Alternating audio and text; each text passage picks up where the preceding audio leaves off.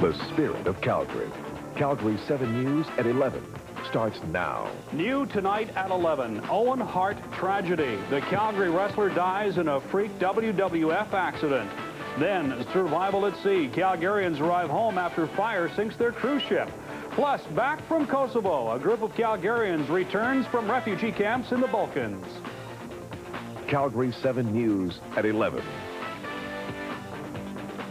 Good evening, and thank you for joining us. Another tragedy has struck Calgary's famous wrestling Hart family. Tonight in Kansas City, 33-year-old Owen Hart was killed in a freak wrestling accident seen by thousands in the Kemper Arena and on pay-per-view. The Calgary-born Hart, seen in other matches here, fell 18 meters to the stage while he was being lowered by a wire. It's not known if the wire snapped or whether Hart was improperly hooked onto the wire. Joining us by phone from his home in Canmore is Calgary 7's Ed Whalen, of course a very close friend of the Hart family. Eddie, you talked to the Harts tonight. Can you give us an idea of how this latest tragedy has hit them? I don't know, and I think he was getting to that point where I know he was getting to that point where he wanted to bow out. Well, Eddie, thank you for joining us tonight, and it's a tragedy, there's no question about it, and I'm sure we'll be talking to you again over the next few days. Thanks. Doug, can I just add a footnote? Certainly. And that is this: I hope that people will give the Hart family time to grieve. Already it's turning into a media circus, and they'd kind of like to avoid that. Yeah. Okay, thank you very much, Ed Whalen. Bye-bye. In Kansas City tonight, the crowd at first thought it was a stunt, until the ring announcer repeated over and over again that Hart's accident was not scripted. The president of the World Wrestling Federation, Vince McMahon, was stunned by the accident. We send our condolences and sympathy to Owen Hart's family, his wife Martha, Ogie and Athena. Owen and Martha's two very young children, the entire Hart family, all of Owen's fans all over the world. We're saddened by this tragic loss. And right now there are no answers. There is an ongoing investigation. And we don't have any answers as to how this happened yet. Once again tonight, 33-year-old Calgary-born wrestler Owen Hart is dead after a freak wrestling accident in Kansas City. Calgary 7 will be following this story, and we'll have much more tomorrow. The 7 Calgarians aboard the cruise ship that sank off the coast of Malaysia are back home safe and sound tonight. They're still recovering from the chaos surrounding the fire on board the ship and the rush to the lifeboats. And now they're looking forward to finally getting some decent rest. Gil Tucker was at the airport today for the emotional homecoming.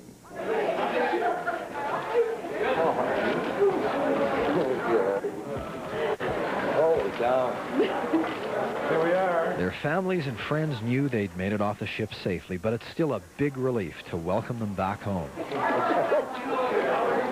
It was Daryl Siemens' birthday the day fire broke out on the ship, so his mom's got him a special present to mark the occasion. Don't you think it's rather a good gift? Someone who just came off a cruise that stank. Happy birthday. Siemens has his own souvenir of his birthday, the life jacket he donned as he left the ship. He's also got some vivid memories. Suddenly, when we're all on the one side, it really started to kind of flame up. The flames frightened everyone really bad, and there was a lot of panic then. Real fear. People were scared. They were crying. It was pretty intense. There was tears, and it was emotional. Because we could have died together. Yeah, getting off the ship was something. Because, I mean, there's elderly people, and you're trying to help them, and people that had been sick the whole time. I mean, they had no energy, and people were passing out. A power failure in the engine room may have started the fire that led to the sinking. There are questions about how the crew handled it. They took the gasket cover off. It's hot, right? People got burnt. Yeah. So those are kind of things that I think require a little more training. I even know that, not to do that in my car. If my car overheats, what's going to happen if I undo that? It's going to shoot up. You going to go on another cruise again soon? Oh, I will, but not Not a budget line. I would certainly not be afraid to go on another cruise again. I might be a little leery on an Alaskan cruise where the water's cold, though. That might scare me a little bit. Sitting out there bobbing in the warm was one thing, but if it was like cold, oh my God. Bill Tucker, Calgary 7 News. All 1,100 people on board the Sun Vista made it off the cruise ship safely. Authorities in Malaysia are still investigating the sinking.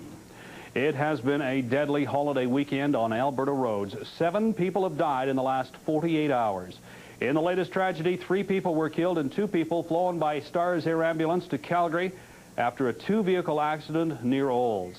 Last night, another fatal crash, this time near Okotoks. A Calgary man was one of 2 people killed when a pickup truck slammed into a semi-trailer unit. And southeast of Sherwood Park, a woman perished in a collision between a truck and a Jeep. And then near Pincher Creek, a woman was killed when the quad she was riding lost control and went off an embankment. And 2 people are dead after the crash of a small plane yesterday in the foothills. Pilot Robert May and another Calgary man believed to be in his late 40s died when the Cessna 140 aircraft went down in rugged terrain about 70 kilometers west of Sundre. The plane was reported overdue late last night by Springbank Airport officials. An emergency locator beacon led police and rescue crews to the site of the crash, which was extremely difficult to get into. Investigators say they don't know what caused the crash. It's been almost a month since the tragic shooting death of a teenager at W.R. Myers High School in Taber. Since then, there's been plenty of discussion and debate on how to end violence in our schools. Today, the family of shooting victim Jason Lang was in Red Deer to speak to youth about what they can do. As Rene Rondeau reports, Reverend Dale Lang delivered a message of hope to 7,000 young people from across Western Canada. And on the memorial service on Monday, God moved with power. The place was full of angels. Dale Lang and his family are turning a tragic ending into a new beginning. We wanted to help make a difference, so God has given us the strength to do that. They want the death of their son, Jason, to make a difference. They want to end school violence. And you'll be able to walk into your schools on Tuesday and Wednesday and whenever, and you will be able to make a difference. On Sunday, the Lang spoke to 7,000 teens at a youth conference in Red Deer. You guys need to know, each and every one of you, that it doesn't matter the background that you come from. It doesn't matter what you've done in the past or where you are in the present, that you are precious to God. For Nolan King, the Lang's message is clear. He and his generation have to change for the better. He says the Lang's visit is a true sign of hope. It's so sad that he had to die in that, but you can see how God can use it in a totally positive way, and he can just turn such a bad situation, turn it around and make it into such a good situation, and use it to save so many people. After the shooting at W.R. Myers School last month, many people throughout the province question gun control and school security. Dale Lang says it'll take more than that. I mean, it might help in some ways to prevent weapons in schools, but in the long run, what we want to do is change the hearts of those kids so that they don't want to carry weapons into schools. The Langs felt privileged to speak and share their message to the kids at the conference. They just hope people will work for change. We love you too. In Red Deer, Rene Rondeau, Calgary 7 News. And the other boy who was wounded in the shooting at W.R. Myers School is now out of hospital and is recovering at home in Taber. And Mike Lonsborough joins us now with his first look at sports this evening. Yeah, we have to talk about the Calgary Hitmen because in the 4 years that they've been here, you know, it's been a wild ride. That was supposed to hit the pinnacle today at the Memorial Cup. They were taking on Ottawa. Brad Stewart not in suit today. Third period, 6-5 Ottawa. Brendel to Kinch to Jared Smithson. Nice goal. We are tied at 6. We needed overtime for this one. Matt Zoltek scores the winner for Ottawa. It's over! Ottawa wins 7-6. In the NHL, Leafs and Sabres, Dwayne Ralston in net. Hasek out. He has an injury. Jeff Sanderson scores. Sabres win Game 1 by a score of 5-4. Coming up your way later tonight, we'll take a look at the Cannons. Beautiful day for that. Great day for that. Thanks very much. As a matter of fact, the weather for the long weekend has been excellent so far, and it should be even better tomorrow. In just 2 minutes' time, Don Wood will have all the sunny details. Then, fresh Serb forces are headed into Kosovo as hundreds more refugees cross the border into Albania. That story in 9 minutes' time. Plus, the downtown core was invaded by a family of geese today. We'll give you all the foul details later on Calgary 7 News.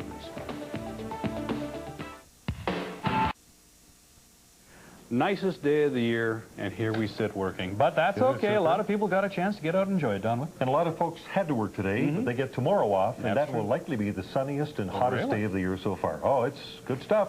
Just around the corner. Tonight, we'll settle for a clear sky. We'll dip down to about 5. Wake-up time tomorrow, 8. We're back up to double digits tomorrow. Another super day here in sunny southern Alberta. Things looking good around the city right now, too, as we check our current temperatures. This is how we see it this moment from our TransAlta weather station. 17 in Tuscany and Mackenzie Town, 19 degrees at Deerfoot Mall. Nice readings, all double digits, mid-20s today. Highs in Edmonton and Red Deer, 25. Calgary and Lethbridge, 26. 20 degrees at Lake Louise. Vauxhall at 27 was the best we had in the province. And 32 degrees today in Lytton, British Columbia, for the Canadian hotspot. Well, it's all there on the satellite map. Things looking very nice indeed. Jet stream well to the north of us. It's going to take until Wednesday before the interference comes onshore from this cloud cover northwest of Vancouver Island. When it does, it brings with it a cooler brand of air. Temperatures will lower significantly from what we had today and what we will receive tomorrow, and that's pretty well it in a nutshell. As long as that jet stays to the north, of course, we stay in this very nice, mild, settled air mass, and we're going to enjoy that for at least another 24 hours. There's the jet off to the north. This disturbance brought some moisture to extreme northwestern BC and the Yukon today. 27 for Edmonton tomorrow, 25 for Red Deer, 28 degrees for Calgary, 29 for Lethbridge. Pretty nice in the southeastern interior of British Columbia as well. So as we look forward to the morning then, wake up bright and early, sunshine, 8 degrees, 23 by noon, and will be 28 as we max out tomorrow afternoon with a light southeast breeze and continued weather for Tuesday in the same vein. Lots of sunshine and 25 degrees. Then the arrival of the cold front may bring some precipitation, either in showers or thunder showers for Wednesday afternoon with a high of only 16. Sunshine in the morning on Thursday, some residual cloud in the afternoon, and 13 degrees expected at that time. So yes, indeed, it is awesome. First time in a long time we've enjoyed this holiday weekend called Victoria Day. You're up to date now from the Calgary 7 Weather Center. More tomorrow morning with Paul. Calgary 7 weather is brought to you by the Calgary Auto Mall. Glenmore at Deerfoot, Deerfoot at Glenmore.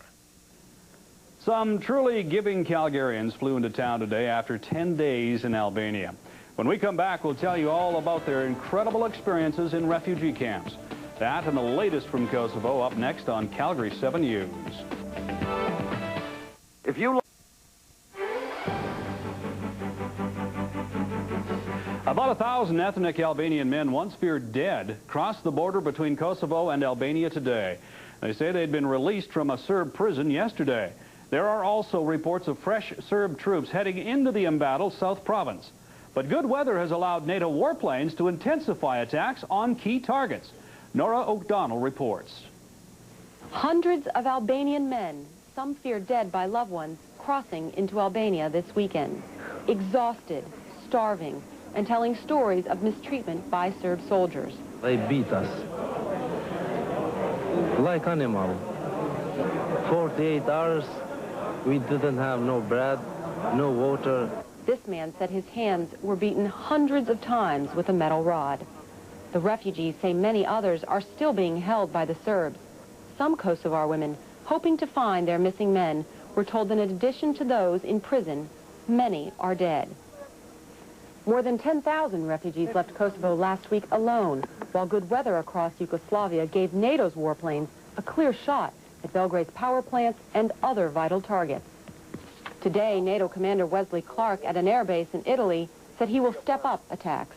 So there is no end time of the NATO air campaign. It is being intensified. Writing in the New York Times today, President Clinton insisted the air campaign is working. There are growing signs of disaffection in Belgrade. Serbian soldiers abandoning their posts, civilians protesting. But NATO is also aware that Milosevic is sending in fresh troops as reinforcement. It's just like to say that President Milosevic seems to have an inexhaustible appetite for soldiers. NATO leaders meet in Brussels this week to approve plans for a ground force of 50,000. A ground force NATO insists will be used for peacekeeping, not peacemaking. Those troops are designed in order to take to provide an environment for the refugees to go back. That's what they are for. But I think having them in the region has its importance. Meanwhile, a happy ending for 2 Kosovar refugees now in America. High school sweethearts from Pristina who found each other again and were married today at Fort Dix New Jersey. And 9 Calgarians are home today after spending 10 days helping Kosovar refugees in Albania. The group from a local church arrived at Calgary International Airport this afternoon with stories of joy and pain. They say that even in just 10 days, they've made an important contribution and left people a little better off than when they first arrived. The group performed all types of work as well as just spending time with refugees to lift their spirits. And they say what we see on TV is much better than the reality of life in some refugee camps. A lot of our time was spent unloading what they call lorries, which in our terms is just trucks, big semi-trucks, like 42-ton trucks. And a lot of our time was just unloading that. You would load it into a warehouse, and then from there you would do the second step, which was unload from the warehouse to the specific towns or specific camps, where you would then distribute the goods, the materials, the bedding, the food to local camps. Most of the refugees don't live in these nice tent cities that you see on TV. Most of them live in run-down old factories. Chicken coops was one that was a large camp that we worked in a lot, and a lot of them are in Albanians' homes. And it's not like you see on the TV. It's really rough. It's disgusting, to be honest with you. For all the pain and suffering the group witnessed, they say the experience was amazing and are glad to have gone. And Mike Lonsboro's in with a busy day in sports. Yeah, we have to talk about the Memorial Cup because the Calgary Hitmen had a chance to bring it home and just came up a little short today. Folks, we're back with the details after this.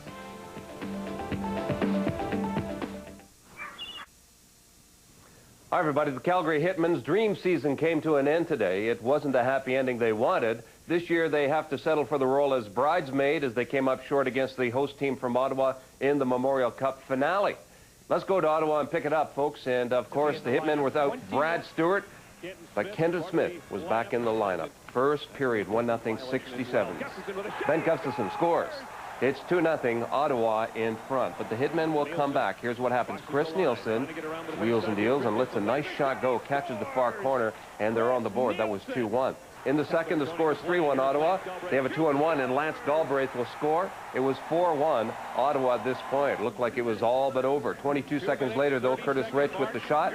Eric Carter, right place, right time, bats it into the open twine, and the Hitmen were alive and well. 4-2 at that point. Chris Nielsen comes out from behind and sneaks it past.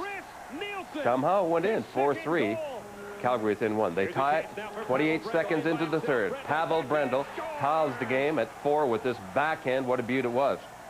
Later in the third, Hitmen get their first lead. Kenton Smith blows it past Koitek.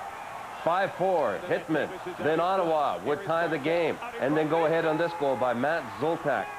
6-5, Ottawa. But there's more. Brendel to Kinch to Jared Smithson.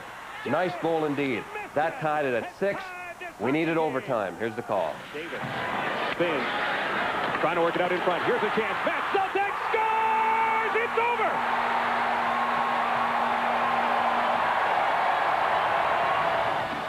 over! Ooh, the heart of the heavy one tonight for the Calgary Hitmen as they lose to Ottawa. Kevin Smith has been following the Hitmen all week, and he filed this report after today's loss. Thanks a lot, Mike. 53 teams started the CHL season. 2 are left standing today. An unbelievable final. The Calgary Hitmen down 4-1 in the second, fought back for a 5-4 lead, but lost the game in overtime. The Ottawa fans going crazy. Ottawa 67s, 1999 national champions. Well, certainly I think all our guys took a big step. You know, sometimes you got to lose before you can win, and I'm sure if the guys get a better dressing room, we'll be back in this situation again. Calgary Hitmen showed the nation just what they are made of today, down 4-1 in a hostile Ottawa Civic Center. 4 straight goals capped off by this Kenton Smith rocket. Gave the Calgary Hitmen a 5-4 lead early in the third. Some scoring from some other guys who haven't scored this tournament, and you know, we had some guys step up, and that was nice, and you know, everyone played a pretty solid game. 2 Ottawa goals midway through the third, and the Hitmen were down once again until this spirited power play goal by Jared Smithson. 6-6 tie, overtime, here we come. Early in OT, Ottawa wins the championship. Trying to work it out in front. Here's a chance. Matt Zoltak scores! It's over!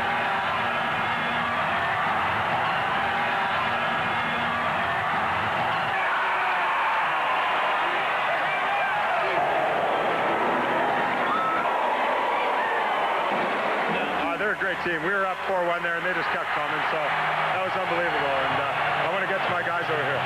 And that was a back-and-forth game. There was a little bit of everything. If there's an emotional factor, it's for me because I'm from Ottawa, and this is for them. Well, yeah, obviously, we have nothing to be ashamed of, and, we gave it our all, and the bounce went their way, so, yeah. What do you think the difference was in the outcome? Well, I don't know if there was a difference. When you go into overtime, you get the puck to the net, and it's going to go in, and, it bounced in for them. Well, these guys in this room have nothing to hang their heads about. It's been a great season, and obviously, it's just disappointing, but everyone's got to be proud of what they accomplished this year. Yeah, we had a great season and great run. We had a great time here, and they were lucky at the end. So a spectacular season for the Calgary Hitmen ends here today in Ottawa. The 67s winning in overtime, winning the national championship. But with 53 teams in the CHL, Hitmen can be very proud of the fact they were down to the final two. Reporting from Ottawa at the Memorial Cup, Kevin Smith, Calgary 7 Sports. Thank you, Kevin. It was one of those good news, bad news days for the Buffalo Sabres. The bad news, Dominic Hasek wouldn't dress for the Sabres in their first playoff game against the Leafs. That groin injury giving him problems again. The good news, well, they didn't need him. Let's go out to Toronto. Hey, Dwayne Rolson, the former Flame, gets the start for Buffalo. Second period, Leafs power play. Berard puts it on the net. Matt Sundin finishes it off, and it's a 2-2 tie. Leafs on the power play. Here's Berard to Sundin, to Berard, the give and go, and he lets her rip right through the traffic, and it's 3-2 Toronto. Sabres power play. Zhitnik with the shot. Blocks Stu Barnes, who's been in a slump, scores on the rebound. We're tied again. This at time at 3. Third period, Rasmussen to Curtis Brown, scores. 4-3, Sabres back in front. Watch this goal. Jeff Sanderson wins the race and one-hands it past Cujo. Sabres win it by a score of 5-4, and they do it without the dominator, so nothing but confidence right there. What a day for a ball game. Sunshine and a win by the home team. Cannons at home to Tacoma today at Burns Stadium. What a day. If you were there, lucky for you. Bases loaded, bottom of the first. Benji Gill hits the long sac fly to center field. A run will score. It's 2-0 for the Guns. Bottom of the third, Mike Lowell hits a 2-run shot to left field. 4-1, Cannons in front. From there, we go to the top end of the sixth inning. 4-3 for the Cannons. The pitch gets away from the catcher, Lionel Hastings. A run comes across, and Tacoma is tied at 4. Bottom of the ninth, 4-4 draw. John Roscoe singles in the winning run, and the Cannons win today by a score of 5-4. And unfortunately, tonight, we leave you with some sad news. It's even tougher when you've had the pleasure of knowing the individual. Wrestler Owen Hart was killed today during a taping of a WWF segment. Our prayers are with the entire Hart family tonight. I know it sounds small at this time. He was a very good guy, but he's certainly missed. No question about that. Thank you very much, You Mike. bet. Well, there was some unusual honking going on in downtown Calgary this afternoon. A family of geese was stuck in traffic. When we come back, we'll show you how the police helped the birds escape safely.